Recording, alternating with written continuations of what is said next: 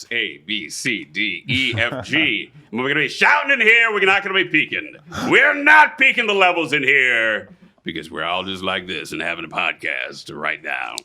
Wow. Holy shit. No Jumper, coolest podcast in the world. And I'm in here with Tay Zonday, the one and only. Thanks for having me. I'm excited to have you in here, man. You're like switching into like auctioneer mode real quick, I feel like. Oh, well, I'm excited to be here. You know, I was listening to some of the other episodes. You have a lot of range. Like, you do authors, you do pop culture. You're just like, everybody's in here. This is the place to be, right here. That's what I keep saying. You're going to be like the next Joe Rogan, next Oprah. See, somebody has to carry on the Joe Rogan torch. There you go. At some point, he's going to, have just smoked too much weed and it's just too much blunt trauma to his head. He's going to have to, he'll call me in to take over. No Jumper will cease to exist. I will take over the Joe Rogan experience. That's a great idea. Will it be carried on through the lineages? There you go. You plan it ahead. We we started communicating online in a very odd way because I actually was at an Andrew Yang rally. It was totally random. It was like the most random thing that led to me being here. And me and my friends, and I mean, that was the first time I ever been to a political rally, and I just sucked. I mean, maybe we were a little high. I don't know. But I fucking started telling them, hey, that's him. That's the chocolate rain guy. He's over there. He's right there. And I don't know. I mean, maybe. And then my Twitter starts blowing up. Right. And people are like. Because, of course. Were you an Andrew Yang rally? I'm like, you always think that you're going to be able to talk about somebody online without like realizing, like, oh, of course, people are just going to tag them immediately and they're going to see it. And like, then, immediately, like, hey, Tay Zonday, were you at Andrew Yang's rally? I'm like, no, but not really your I better style. make a video to like verify this is me. Right, not really your style. I just haven't been to political rallies. Right, I don't blame you. That was my first one. I might be down to do it. Well, let me tell you, Andrew Yang's a great dude. It was amazing. It was.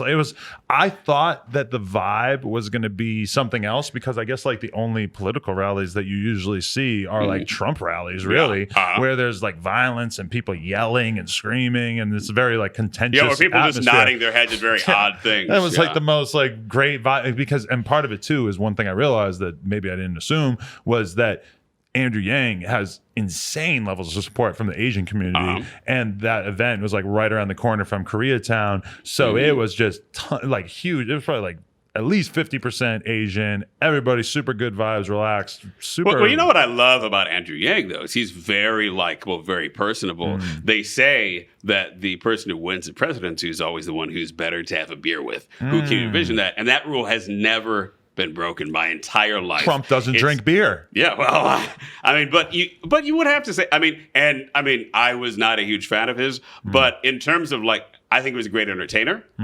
I don't think that means he's a great, president necessarily. Right. But in terms of like who's going to entertain you at a party more, Hillary or Trump? That's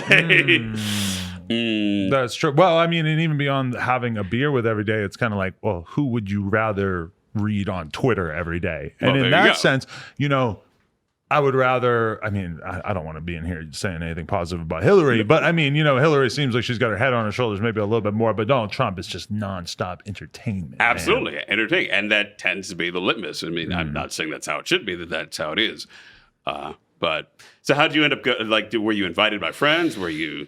I just sort of got into it from just watching him on Joe Rogan, watching a couple different little things. And I was just like, I like this guy. I just like wanted to sort of get behind him. I don't know where all this leads because it's like over time, people just are going to have to keep dropping out. Well, and there's so many people in the Democratic primary there's now. Still it's a just bunch, I can't keep track of it. And even there though 9 or 10 people. It really seems like it's Joe Biden, Elizabeth Warren, and fucking Bernie Sanders. Yeah. And that's pretty much it. Like, those are the only ones who have like a real shot. The Andrew Yang thing is a little bit idealistic. Well, again, he's very much in sort of a media blackout in terms of like he has trouble getting headlines. He has trouble getting equal treatment to, the other candidates. And I mean, Joe Biden's still technically in the lead, but I feel like once like the Bernie voters and the Warren voters are clearly just going to vote for each other. Once one of those candidates, like it seems like Bernie's probably going to be the one who gets eliminated. All those Bernie voters become Warren voters. So to me right now, unless there's something outrageously weird that happens, this election is going to be Trump versus Elizabeth Warren. Yeah. I mean, this is why I like ranked choice voting, which they have in other countries, where you don't have to just have your favorite person. You can say, hey, I like Bernie the most. Maybe I like Andrew Yang second. Maybe I like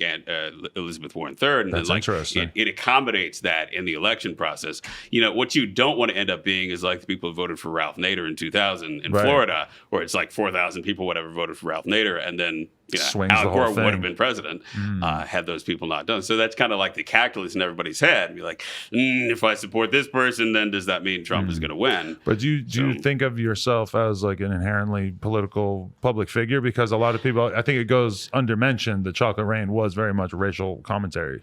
Yeah, and I ran away from that for so many years when it came out, because I think it went viral partly because it was like, hey, here's a dude who has a deep voice. He has a voice-body mismatch. He's kind of feminine facial features, and he's a small guy. He doesn't look like he sounds like that. So there was sort of that circus aspect to me and, frankly, everything else that went viral on YouTube at that time. It seemed like people really liked it for the silliness, Yes. and they weren't trying to read into it. I feel like nowadays that racial element might have been the thing that would be like the whole story. Absolutely. And listen to this powerful pro-black song. Now that would be how it would be framed, right? But when it came out, I was very reluctant to step into it being a Malcolm X type moment or an activist type moment, because ultimately I knew that people who disagreed with the message of the song were singing it, having fun with it. A big part of it was parodying it. There were thousands of people who would parody it on YouTube and sing like menstrual pain or whatever other joke lyrics they could come up with. And that was such like a huge part of the momentum. And also what YouTube liked is that I was the family friendly viral star, because you had people going viral, like Soulja Boy had the huge like Crank That. But he's Soulja Boy. He's Soulja Boy. Bless him, but that's not necessarily family friendly. Chris Crocker, Leave Britney Alone, where it's like, the video starts with, and how fucking dare anybody? It's not very family friendly. So like, I was the family friendly viral example that YouTube was like, oh wow, right? Like, we can actually do a PR tour with this, and they did that. They did a front page takeover of YouTube with me singing Chocolate Rain, and I think 15 other people who had done parodies of it, and like the whole thing was just this random, the stars aligning. Like, it just happened to be that I put a free MP3 for download, because at the time YouTube would only do mono audio, and I was frustrated. I was like, you know what? I'm just going to put it down to download in stereo, and then that ended up being a huge part. The fact that it loops, so that people could just take the beginning and re-sing the song basically very easily in an editor, was just like all of these stars aligning to create this moment. That would have happened, like the whole process of that happening in the modern day and age the process would be so much better lubricated. Because nowadays, if that song just sort of came out on the internet, guaranteed the TikTok kids would get it, the fucking meme kids would get it, they would blow it up fucking fast. At that time, that happening seemed like this freak accident that everybody was so shocked by, because we didn't really have much of a frame of reference for how this was to occur. Yeah, well, and YouTube did not have a frame of reference for what would be successful on their platforms. If you remember 2007, MySpace was still the biggest thing in music, and everyone was talking about their top 8, and it was the behemoth in social media. Right. Facebook was still this kind of up and comer, where they had just like opened up their network to not just be colleges, not be just friends that you knew. So YouTube was trying to find like, what is the content type that could only happen on here that wouldn't happen on our competitors. Right. They still wanted stars, and like they were trying to figure out who were going to be the YouTube stars. Yeah. Yeah. So interesting. But I always say, because YouTube has changed tremendously, and I would say there was kind of a viral video era of YouTube from, I'd say, about 2006, where you had stuff going viral like Diet Coke and Mentos, and I'd say through about Gangnam Style, which was 2011, 2012, right, where individual videos were allowed to be super viral, and you had hundreds of millions, billions of views on them. Now YouTube is very different. Around 2012, they change it so there's an algorithm that pays attention to what your audience does, to audience behavior, so they could see, hey, are you creating the behavior of people clicking on videos, staying a long time, new people showing up every time you upload a video. They call that session start time on YouTube. And so they made the algorithm that pays attention to all these things, and to make sure that you are maximizing those things. So they promote videos that create those results. Chocolate Rain would not have been smiled upon quite like it was if it had come out in that era, right? Because it's in this era. Because ultimately it's a song that alienated a lot of people as it went popular. Really? Like, it went popular, but at the same time, I think it's a song that some people would like look at for 30 seconds, 45 seconds, and be like, whoa, that's intense. Like, Right. this dude, he looks like Bruno Mars, sounds like Barry White, and moves like Mr. Bean. Like, I wasn't ready for that. Right. I need to take a break and maybe come back and watch it later. Now YouTube sees that behavior, like, oh, they're leaving after 45 seconds. Right. We're going to kill this. This is not going to be successful. Now YouTube wants you to be a Jake Paul. They want you to have an army of people watching you for 10 minutes a day. Yeah, for 20 minutes. Consistent over and over and over. Yeah. That's how you fucking finesse but that same exact content, when you're talking about that algorithm, I feel like that same exact stuff would probably be much more suited for TikTok or Instagram or whatever now. Yeah. And I think that, I mean, honestly, I feel like kind of the old man on the internet with like, oh my gosh, TikTok, IGTV. I'm just starting to like, because I figured out how to upload longer videos to Twitter, which at least allows me to put the video in a context of a conversation. Like, hey, it's Chocolate Rain. I reply it to a conversation that might be about race. Right. You used to be able to do that on YouTube. YouTube used to have replies. Remember that? No. It used to have more user control over how you syndicated your content, how you could get it seen by other people. Ultimately, they found humans unreliable, so they took away that human control and put it in the hands of a computer. Let's talk about who you were before all this madness started happening. Well, Chocolate Rain happened when I was in graduate school at the University of Minnesota. I thought I would be a university professor. Not because I was great at it. I finished college. I went to Evergreen State College. It was in Olympia, Washington, an hour south of Seattle. Finished there. It's kind of it's known as a liberal college. It was in the news a couple of years ago for Evergreen. Yes, Evergreen, I know exactly what you're talking about now. Yeah. For that whole story. Madness. You can Google it if you haven't seen that story. But so it's kind of known as liberal, and there aren't grades, there are written evaluations and whatnot. And it was a good school. I had an advisor there who, because I knew that I wanted to get a doctorate in somebody since I was a kid. I wanted to get a PhD. I think I was a fan of Star Trek: The Next Generation and this sense of being Dr. Somebody. When everyone is in a room and someone went up to a podium and it's like, hey, Dr. So-and-so is here. I was like, man, that's power. That is power to be able to walk into a room with a PhD. I just want to be called doctor. So I didn't want to get a job after undergrad. I wanted to apply to grad school and figure I almost pursued a PhD like most people pursue high school. Assumed that it was going to happen. And so my advisor told me, hey, I got this is him speaking, he got his degree in American Studies at Bowling Green, which American Studies is kind of broad. It integrates, it's heavily informed by history. So a lot of times people just say I studied history. But I applied to American Studies programs. The University of Minnesota accepted me with 4 years of funding, which is a big deal in grad school because then you can do it without debt. And so 3 of those years I ended up being a TA, which, I was a terrible teacher's assistant. I apologize to anybody who was in my undergrad sections. I just, but, I kind of lost my heart for being a graduate student while I was in grad school. This was 2004. That I started at UMN, and I wasn't passionate about teaching, was not passionate about research. And if you're not passionate about either, getting in front of people and instructing them or doing the research, so you were kind of having that problem where, and I always think about this as being like a super difficult decision to make, is that for a young kid, it's like you got to choose what you want to do with yourself when you're like 18, 20, et cetera. Yeah. And maybe something seems like it makes sense, or maybe like, something as simple as you just like the idea of having the title of doctor, but then you start to get more and more familiar about what this process really entails. There's so much politics in the Academy of it's like anything else in life. It's like what professors are you appealing to? Who likes you? Who's going to give you first and second authorships on their papers? Invite you to conferences. There are philosophical debates, academic debates inside the department. So are you on this side or that side? And it's kind of hard to get through without being a sycophant and navigating the politics of your field or whoever is prominent in that field. And I think I just kind of got to a point, it sounds cocky and it's weird, but I didn't want to study history. I wanted to be historic. I wanted to make history. Studying history and talking to people about, theories and Marx and Chomsky and all these things, that's a very narrow conversation. There aren't a lot of people who can follow up on that conversation. Whereas if you do something that's popular that reaches a lot of people, then you can have more impact. But so you explicitly want to get into entertainment? Well, it's weird. I made up the name Tay Zonday. My government name's Adam Bonner. And I as well being an Adam, I would just like to say, great name.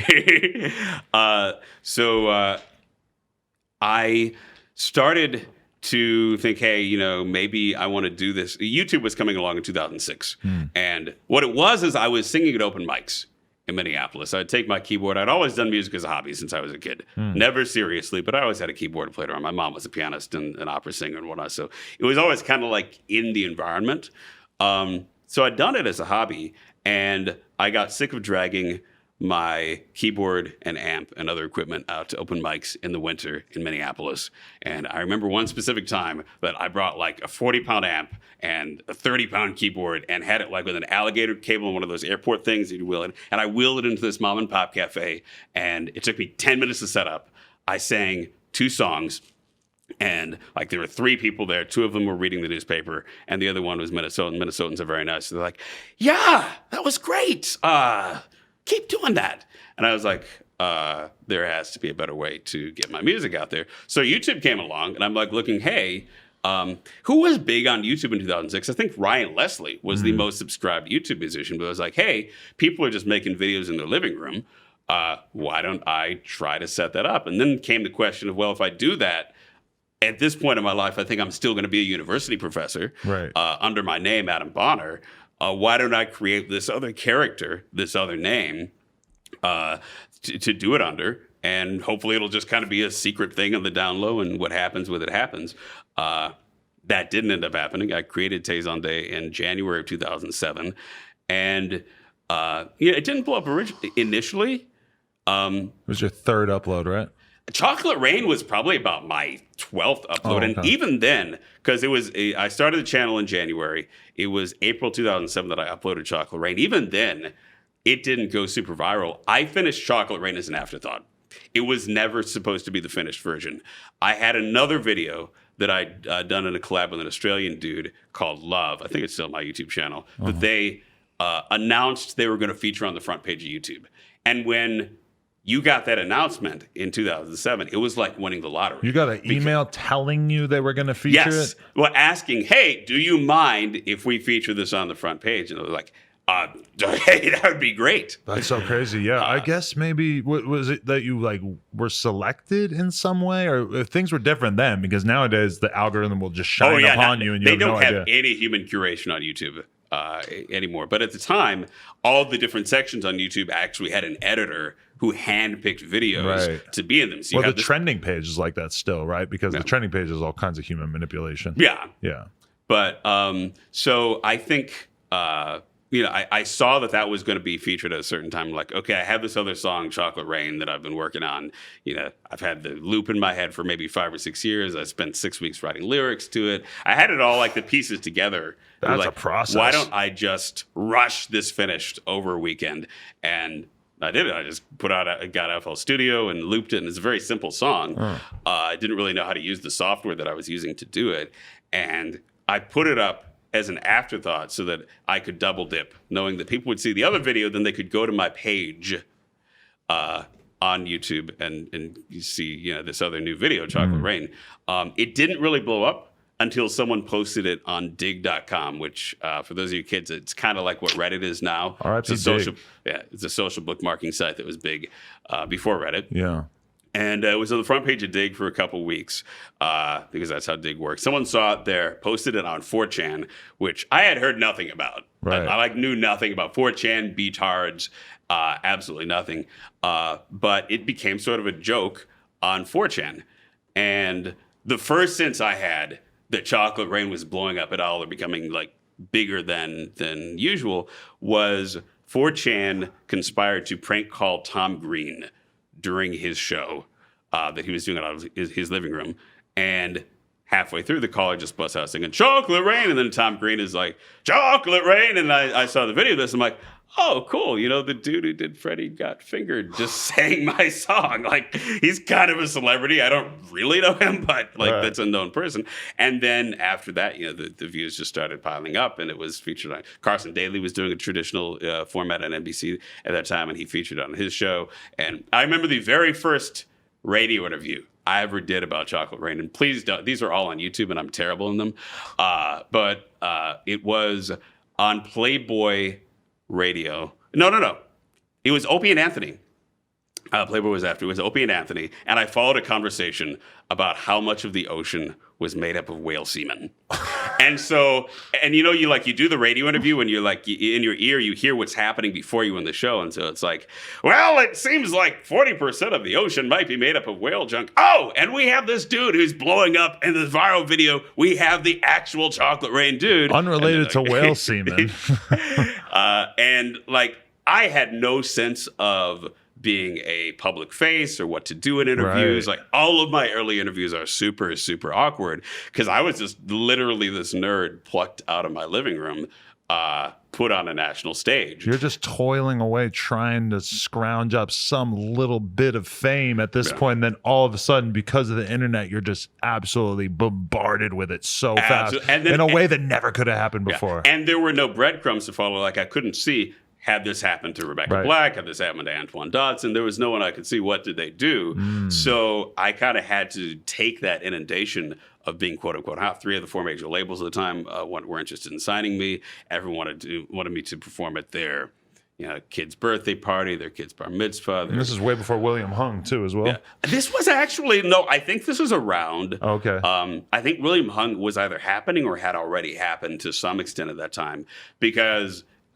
People, and not necessarily kindly, were comparing me to William Hung when it blew up. Like, it's the next William Hung. This is the world of the internet now. Just no talent. Did you have the instinct to just be like, because now anyone who gets in that position, my advice to them, and maybe you can tell me if you agree, my advice would be take this moment. Be willing to be on tour, on call, do everything you can possibly do, get every dollar that you can, because this is your moment to create a platform, to get people to pay attention to you. Just seize everything right now because this isn't going to last for that long and you need to make what you can out of it. That is what my advice would be now. Was that your attitude at the time? No, I was stupid and I lost millions of dollars because I was stupid. Wow. One thing that was very stupid is I had Chocolate Rain as a free MP3 download in the video. Okay, that was stupid in retrospect? No. That wasn't stupid. What was stupid is that because I had the free MP3 download, I was like, why bother putting it on iTunes? Why bother putting it, for sale for download? Meanwhile, people who had viral videos that were very viral, but maybe a little bit less, like Liam Sullivan's his Shoes song, made $1.3 million in iTunes the first year it was out because it's tied to an album and it went viral. And, he had been doing music for 10 years, so he had made a smarter choice in that regard. But I think I was also very, I created the YouTube channel and created Tay Zonday basically to find who I was. And when all of that heat hit, I was still very early in that journey of figuring out what I wanted to do and who I was. And YouTube was an experimental thing for me. And I think rather than seizing it as a business, you look at someone who seized it like a business, a brilliant businesswoman, Miranda Sings, aka Colleen Ballinger, who she was she graduated as a trained Kohler to a soprano, fantastic real life, technically trained singer. She's like, man, there are thousands of talented girls. I'm going to make this character who is over the top and gaudy and designed to be a viral sensation. It was calculated. It was calculated. Yours was not calculated. Mine was not calculated. Mine was just kind of being me and then accidentally became successful. And then I spent years being conflicted about who I wanted to be. Because there was part of me that wanted to be taken seriously. There was part of me that wanted to prove that, hey, I can sing well. I can, sing Frank Sinatra or sing, like Josh Groban or Mike Bublé. And, I can't sing I can't perform like them. But I think part of my ego was like, okay, this Tay Zonday thing is being popular in this way, but that way is kind of making me feel a little bit safe and uncomfortable, and it's a meme and it's sort of out of control and it's not really established. I want to move my popularity to become more popular in a way that I'm comfortable with, which was more traditional. And I spent years kind of in that conflict on my YouTube channel where you'll see some of the covers I was posting at the time. And it's not that I'm bad at, singing Disney covers or Frank Sinatra or whatever, but it's not what I initially became popular for.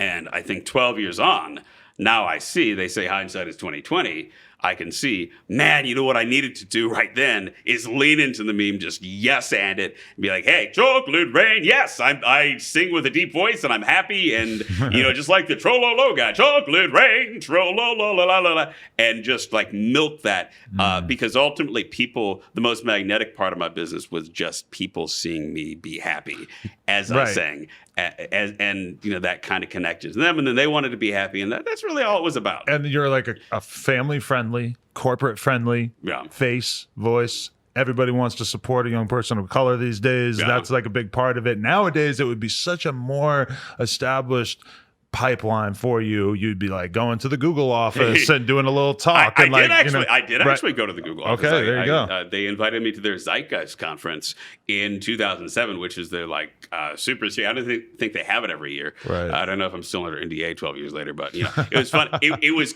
like the freakiest moment that happened there is I was in a coffee room. Backstage because they were doing a little corporate meeting at Google's headquarters, and Al Gore walks in the room. And he's like, is this where the coffee is? And I'm just like at my laptop. I'm like, shit. Did he come in alone or did he come in with a little mob? No? He was alone. He was totally by himself. And he's like, hey, is this where the coffee machine is? I'm like, yes. I was just totally freaked out. And then, you're around those crowds of CEOs. I'm 5'8", but CEOs tend to be tall. They're 6'1", 6'2". So I was like, okay, I'm the YouTube talent. I'm happening on this new YouTube platform thing. But man, Google knows how to party. Google spends money on parties. Like when they party, it's almost they've got a lot of money to spend from stealing and monetizing all of our identity and personal information for the past 10 years. That's crazy. Well, what's interesting is for a while they thought Facebook was beating them at that. And that's why they had that whole Google Plus debacle is around 2011, 2012, they're like, oh gosh, Facebook is collecting more social data about people and their relationships and how they talk to each other. So we need to come up with our own social network, which is what the concept of Google Plus was ultimately, to be a machine to generate social data for Google and allow them to compete with Facebook. As that fell on its face and they had the forced YouTube integration, all sorts of things, I think Google realized that they could spy on us other ways through our Gmail. We don't got to tell them. Yeah, through our Gmail, through our advertising cookies. And right now, YouTube as a platform looks at more than 1,000 different pieces of data to try and predict what videos you are most likely to watch and keep watching on the platform. So they know where you're located. They see the advertising cookies from other sites that you visited, how fast you scroll down the page, all of these factors to try and figure out how will we make this as addictive as crack to this particular individual. And, it's crazy to think about at that time when you were blowing up that your instinct was, I'm becoming famous for a version of me that's not the real me. And that to some extent struck you as, oh, this is a bad thing. And that now the commonplace mentality is, it doesn't matter if it's the real you. Monetize this thing and just do this thing as long as you can. And that in itself sort of is very strange to me, that our understanding of the internet has changed so much that it's almost like, and I think about that because Kanye was fucking ranting the other day saying, rappers will say, I got your bitch. Yeah. That Instagram's got your bitch. Like he says it in this goofy ass way, it becomes a meme. But I mean, it is true. And if you think about it, is that because Instagram has incentivized us so much, it's very, very common now in our society for women to be much more comfortable showing their bodies on Instagram. And I mean, I would argue that probably for the most part, that's a good thing. But I mean, there's such an extent to which we are incentivized by money and fame, et cetera, to just be what the algorithm tells us to be. Absolutely. And it's weird because on one, there are two ways to think about it. Another way to think about it is, hey, if I'm just whoever I am, then, and I guess I tag and label that correctly, that can build an audience of people who are into that. It might not convert everybody, but if it converts 5% of people, then eventually that 5% will compound and you'll have an audience that is based on that minority. But it's weird. You would look, because there's this period on YouTube where, 2011, 2012, where Justin Bieber, Lady Gaga, they were all having these billion view videos. And you would look, and what was it? Justin Bieber's Baby was at one time the most disliked video on YouTube. And you're and then they're kind of like, well, if he has the most disliked video on YouTube, as successful as he is, then how much do I really need to pay attention to my metrics? Right. Like, is it important to have an audience that cultivate? Like, there was this period of time, I guess what I'm getting at, where success on YouTube and viral success on YouTube happened because content was just kind of forced on people, whether they wanted to see it or not. I think Chocolate Rain was in this category. And once YouTube started paying more attention to, hey, does the person watching this actually like this? And, they tried to milk more views and more watch time out of them, then, that whole viral video era just kind of ended. And you see it now with a lot of the political stuff, where before it was just kind of like understood that the algorithm was going to end up promoting Ben Shapiro videos because Ben Shapiro videos are inflammatory and they heat people up and people keep watching because they start to get angry. And then now it's starting to get to the point where you hear all these political commentators saying that they're being downranked and they're not having the contest spread so much. And I mean, it makes sense because just because the algorithm sort of works that way by default doesn't mean that the algorithm can't be adjusted to perhaps, there's so many things that you could base the algorithm on aside from just do people just watch this content and keep watching, and are there ways for us to somehow teach the algorithm about if a person is having a meaningful experience with that content? And really at the end of the day, though, the scary part is that all is just going to involve more and more spying. If I watch a YouTube video and I email it to my mom, the algorithm, if it knew that, would probably be able to surmise that this is an extremely important piece of content. The question is are we going to just completely let them in so they can really know our innermost thoughts about this content? What if they could fucking have a wire going into your brain or the phone could sense your heart rate and it could tell when you really loved a piece of content? Yeah. I mean, well, the whole thing with YouTube, Facebook is guilty of this, et cetera, is they don't want to show anybody content that that person disagrees with. So, I think the complaint of a lot of political commentators, whether it's Ben Shapiro or whatever, is that their videos are not reaching audiences that are not already in their choir, in their course. Their content is not being shown. The Young Turks, their content is not being shown to people who are swing voters or conservatives. And YouTube is in this weird position because, on one hand, they're kind of in this mode of saying, hey, yeah, we support free speech and whatnot.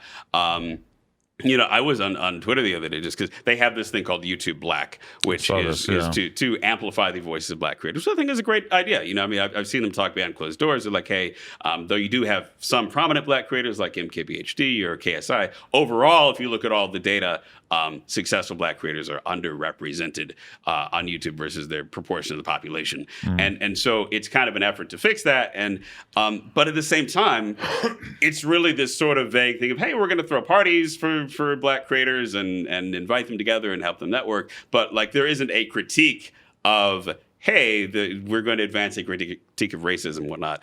And it would be odd if they did that because then, of course, they have people like, Steven Crowder and Stefan Molyneux and Ben Shapiro on their platform who would absolutely tear that idea apart and then be very against affirmative action or promoting that. And I keep wishing that YouTube would be a little bit less hands-off and say, hey, we're actually going to put our foot down and advance critique here. But, Facebook just got in hot water over that, over, not wanting to take sides in what is a political truth or allow political content to be uncensored, whether it's truthful or not. Because the argument that I've heard, which I find pretty compelling, is you can definitely say that Steven Crowder has said plenty of offensive shit over the years, but has it reached the threshold in which it's so clearly different from what a late night talk show host is saying in the other direction? And I understand that on the surface of watching his content, you might be able to say, yes, of course, it's far more offensive. It's far more, there's much more different things going on here and stuff. But I mean, YouTube has to justify these decisions. In particular, if you're going to take somebody who has millions of followers off the platform, it's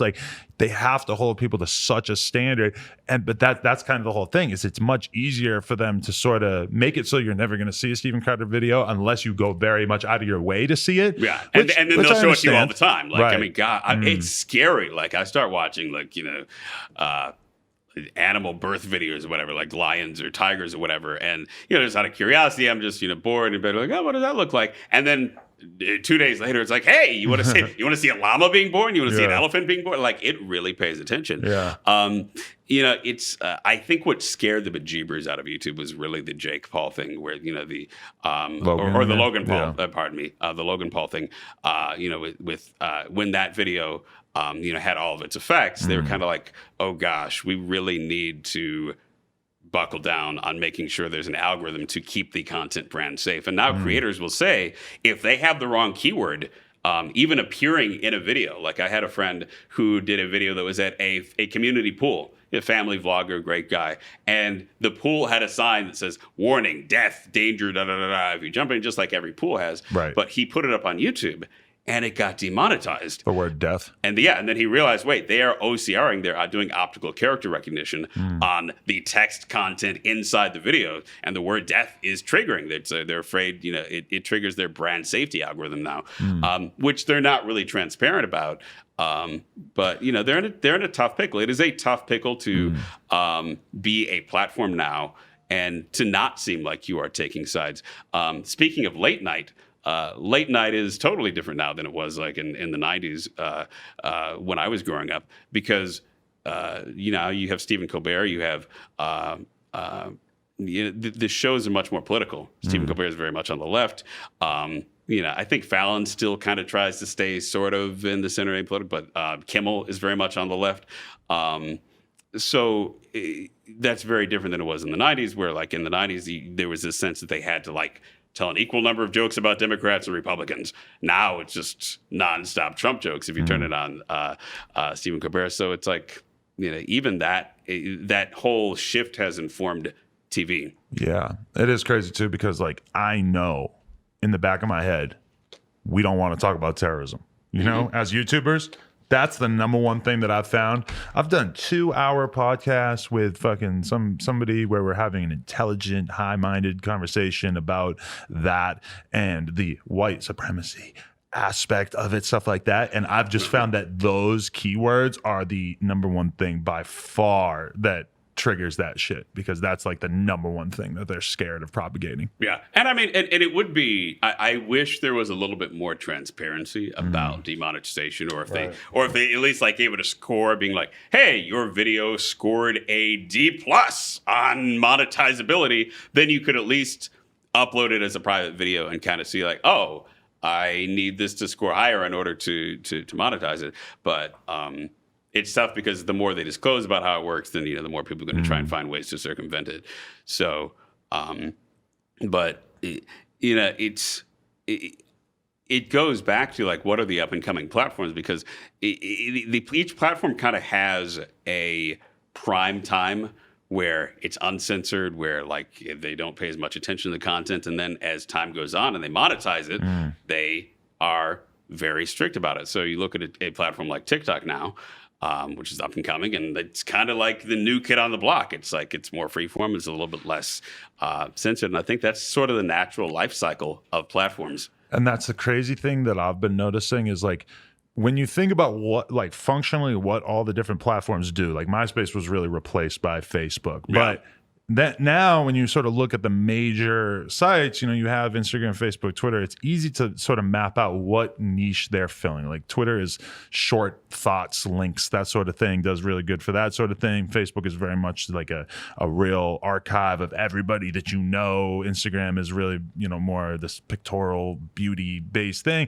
But now you see more platforms coming out, like the Visco thing, the TikTok thing, where the technology is not the thing that's different so much. It's really a different culture being created on these platforms, and in a lot of ways sort of being incentivized by the technology and the platform itself. But like TikTok is not fundamentally different than like everything you can do on TikTok, you can do on Twitter and Instagram. Yeah. But it's a different world. Well, and I think the other factor, which is the elephant in the room in many cases, is that the tastemakers on the internet are so tremendously young. It is social media has always been an environment of basically pediatric tastemaking, where the people who are most active, who have the most time to spend time on their phones, are 9, 10, 11, 12. Even like teenagers have a little bit less time, and then you keep getting a little bit less time the older you get. And so I think that's reflected in the content that's most popular on the platform in some ways. Historically, you have creators like Smosh, PewDiePie, et cetera. These are creators who grew the biggest because they were popular with very young fans. And YouTube is still very much, in this case, we're telling advertisers, hey, yeah, maybe most of the eyeball time it's disproportionately young, but there are still enough people at all ages that you can advertise to seniors and 40-year-olds and that classic 18 to 49 demographic that advertisers will pay the most money to advertise on. But even that, being in LA, you kind of see this shift from the old Hollywood and old industry to I guess digital media, or what YouTube is now.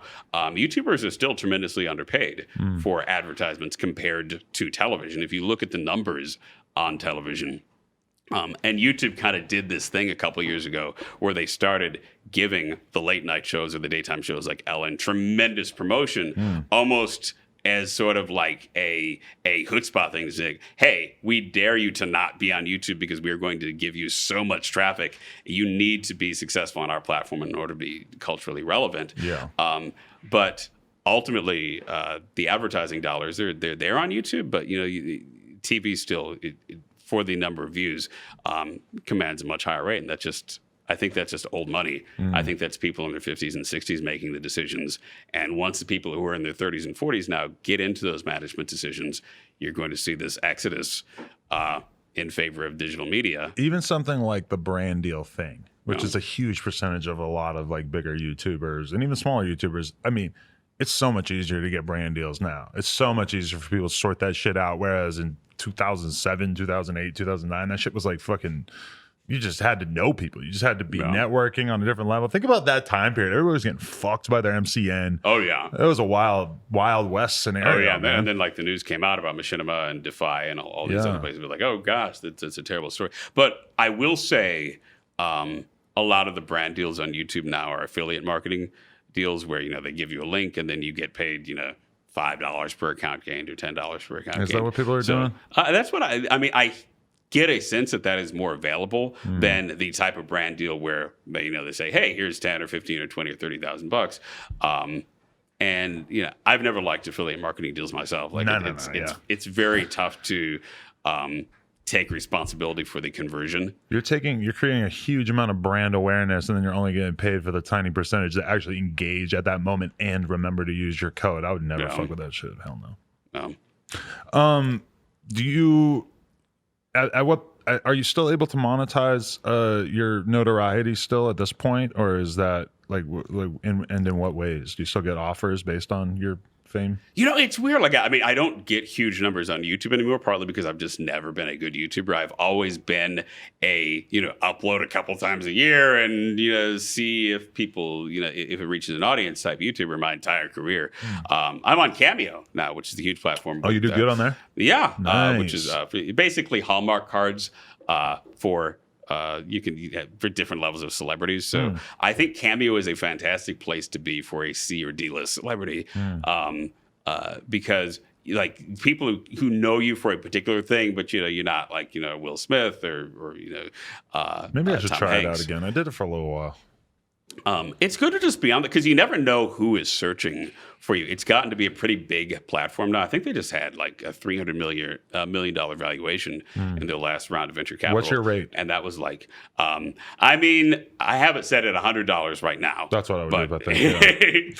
Because I've seen really famous people for $1,000 and shit. And I'm like, well, because everybody has their price. Yeah, you have to be at where it's an impulse purchase. Yeah. But it's also, it's really fun. I actually enjoy just when people say, hey, I want you to wish my husband a happy birthday, or, my coworker just bought a new house or they're getting married or they're having a baby and I'd like to see your congratulations on that.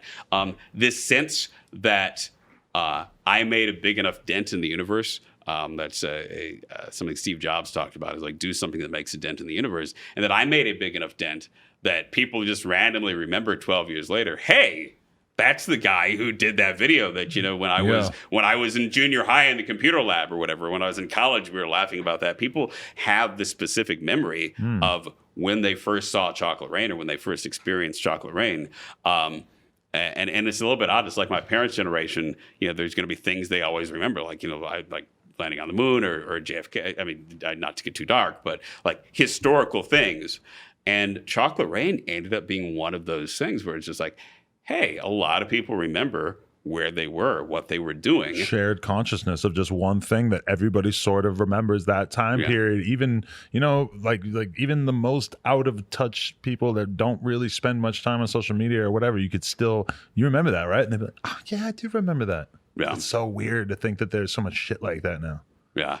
And I mean, Cameo is also just fun to like search and just like see some of the stuff. Like I'm like, whoa, Tony Little, he's the dude from I think he's on. I mean, and it's fun. I think in terms of pursuing entertainment, because I've also done singing, acting, voice work. I have a good theatrical agent, and I do voice work. And I've voiced promos for MLB Network for 9 years, and I've done stuff for Cartoon Network and some other clients. It's great and that came largely from my YouTube. Like people saw me on YouTube and they're like, hey, what if he voiced this? And then that has fortunately turned in to some great gigs.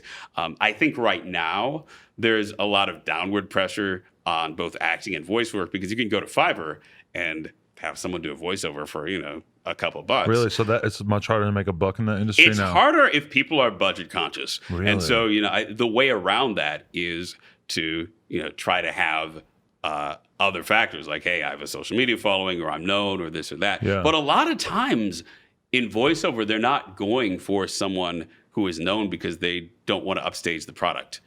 Like they don't, like if they're trying to like sell shoes, they don't want you to think about who the voice is. They just want a nice sounding voice. They just want a nice sounding voice. It's a little bit like sweeping the floor. It's kind of like, okay, we can bring in someone else to do that if you don't want to do it. And that sort of keeps the price down. Like the days of the celebrity VO are sort of drifting in the past. There was that whole thing with was it Gilbert Gottfried who was the Affleck duck, like the voice of Affleck, and he tweeted something other that it was. I just remember it was something that could offend Japanese people. It was like it was a joke, and they do a lot of business in Japan, so they're like, "Oh my gosh, this is a disaster. We've got to replace the Affleck duck." And so I think companies are very reluctant, and so that puts me in a situation where it's like, if I'm pursuing acting gigs or voice acting gigs, is being known on social media an asset or is it a liability? Would it be better to just have my voice and just kind of be Adam off the street who never had any attention on YouTube? I think about that all the time when I'm looking at actors who are at the point in their career where they're able to like be just a guy who's in commercials for Allstate. And it's like, wow, that's so crazy that your image is that clean because there's probably, it's just so easy. The littlest things could happen that would be. I always think about Subway. Subway put the fate of their brand in just a random fat guy, and he ended up being a kitty toucher. Like one of the biggest food corporations in the world. Yeah. That was ugly. That was ugly to see. Isn't that crazy? That there, if I was the CEO of Subway, that would be like, no more influencers, like endorsements ever again. Never At least not that intertwined with your brand. Yeah. Man, they got unlucky with that one. Or I mean, even in more casual sense, the Verizon "Can you hear me now" guy did an ad for Sprint. Yeah. He was in a Sprint commercial being like, hey, you can't hear me now, I'm with Sprint. Right. So there is that, like there's that real sense of being liability. Also, kind of brands themselves leaning into trying to be salty, cocky voices themselves. If you look at like Wendy's on Twitter or Arby's on Twitter or all of these brands, it's kind of this chick thing to try to seem edgy and post sort of borderline content. They're all dissing each other on Twitter and shit. No matter how funny it is when I see Taco Bell taking shots at KFC, I'm like, just try to tune my brain out because I'm like, I know what they're doing to me. I'm not going to sit here and be like, oh, ha at the Burger King tweet. Fuck that, man. Yeah, they're trying hard. So I mean, I think they're trying to be their own celebrity influencers and build, sort of their own social media and build their own brand voice, sort of as though it were a person. So you smoke weed now? Okay. No, okay. So here's the thing. I'm 37. I went 36 years without ever consuming THC until it was legal recreationally. And then I'm like, hey, I mean, I got issues. Everybody got issues. Maybe I'm going to try this. Maybe you were that concerned with the legality? Whatever. Well, that was just sort of an entry point? That was my entry point. Yeah, I was that straight edge. I was that boring in my life that I had to wait until the state was like, yes, recreational is legal. Right. Wow, that's cool. Good for you. I Yeah. love a law-abiding citizen. Well, I mean, as a tangent, I mean, the war on drugs and, of course, weed in particular has devastated a lot of lives, and there's a terrible history behind Very it. true. Which it'll be interesting to see where candidates talk about legalizing weed, but like there isn't really a conversation about reparations and how the sense of like if you were alive in the 1990s, this destroyed your life, like to be found with weed, to be incarcerated and whatnot, and so as I'm consuming it now, at the age of 37, I'm kind of like, wow, that was so wrong. Like all of the propaganda that I was indoctrinated with as a child, whether it was Dare or, these, the portrayal of being high on THC as just kind of being this terrible experience that would be a gateway drug. That has not been true for me. And it's just kind of like, hey, now it's just, I just have fun getting high now. Yeah. And that's all it is. It's not an addiction. It's not whatever. It's just, Me too. I wouldn't even say it's therapeutic for me. Right. Because relaxing. Yeah, it's just relaxing. It's relaxing and it's fun. I'm at the point too. I know that I'm real comfortable doing interviews now because I never used to smoke before interviews, and then today I had to come in and do 3 interviews, and that's exactly what I did. Is I faced a fucking spliff in the car on the way here, coming from Starbucks, and I just feel totally like chill, normal. Just I feel like if anything, I'm less nervous. I'm maybe more able to sort of really engage with the conversation and let my brain go down random paths in the conversation. I don't know. There you go. Yeah. Although I will say I've never actually, because I only vape and I do edibles, so I haven't actually ever like lit up a blunt and inhaled the smoke. Like I've literally never done that in my entire life. And you want to do that? You want to do that today? When we're done? Sure. Ooh, I'm down. We're gonna get the footage this later. Yeah. We would do it in here, but we were not allowed to smoke in here. Man, I tripped out because Nori was smoking in here the other day. We had to lie and say that it was somebody in his crew did it, and we couldn't stop him. And, oh my gosh! Man, that was actually something to really look forward to. Man, those edibles though, those things will fuck you up. Oh my god, holy! Because like I don't really get a debilitating high from just vaping, right?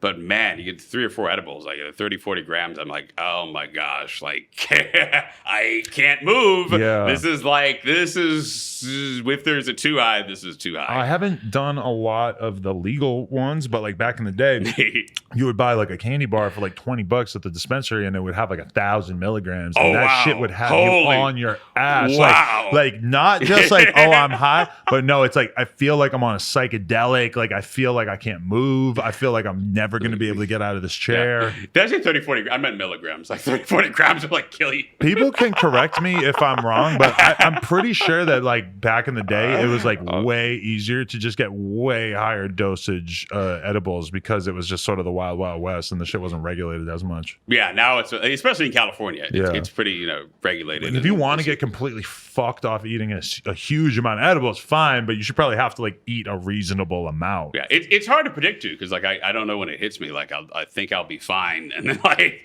3 hours later, I'm like I am not fine. I need to go lay down. Yeah, it's so crazy to think about the fact that you are such like a thoughtful, smart, fucking well-mannered guy. And even that song is actually very interesting social criticism, but that it went viral in such a way that really none of that seemed to matter at all. Yeah, I would say about 20% of people, when it went viral, kind of sensed that it was a deeper message or had a deeper meaning to it. I think that it's more now because when you Google it, it's very easy to land on articles that sort of inform you that that's about. Because I was going to just straight up ask you, was that racial in any way? Then I go online and read, and I'm like, oh, he's already spoken on this a whole bunch of times. Yeah, did a BET interview. Right. But yeah, I mean, and the thing is, it's.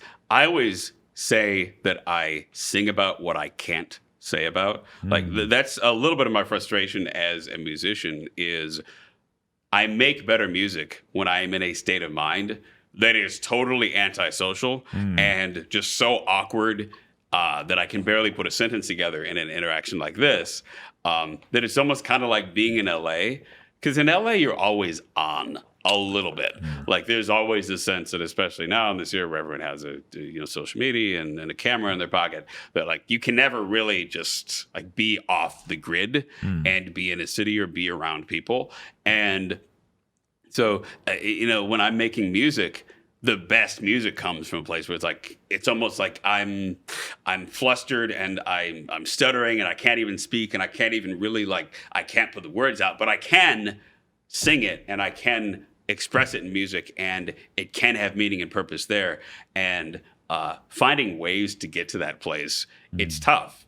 It's tough now in the hustle bustle of LA and social media being what it is now, where it's like you're supposed to make 10, 15 pieces of content every day just to stay current on platforms. It's insane that they convinced us all to update our Instagram stories this much. Oh my God! I mean, we're like hamster wheels. We're like hamsters on just like running on that wheel. Because we all know that if you update your Instagram story once, twice, 3 times a day, that you're only going to get so many views. If you update it 10 plus times a day, you're going to get many more views. Yeah. And I mean, that's enough to keep almost everybody on the fucking hamster wheel. Like, even if you were like everybody sort of knows that even if you were to get to the point where you were super busy and rich, that you would just be hiring someone to do that for you. That's what George Takei does. I mean, bless his heart. I love George Takei, a big fan. But I always see his Facebook posts. I'm like, did you really? You're like 80 years old. Did you really sit and type all this out? And I mean, when you're him and you've got that big audience, it's like, well, why wouldn't you? It's like there's this many people relying on what you're going to throw out there on social media. Shit. And it's like something like him. It's like, it's supporting you financially, but it's also you're really making a difference. Yeah. Damn. I really appreciate you coming on the show, man. This ended up being a far more interesting conversation than I necessarily thought it would. Oh, well, thank you so much for having me. It's a good time. You, man. That was a very interesting conversation indeed. Anything in particular that you're pushing? Anything that you want the world to know?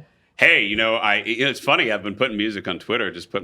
It's an older song, but I put it up. Mama Economy talks about the economy, explains. If you're curious about how the economy works, Google or search for Mama Economy on Spotify.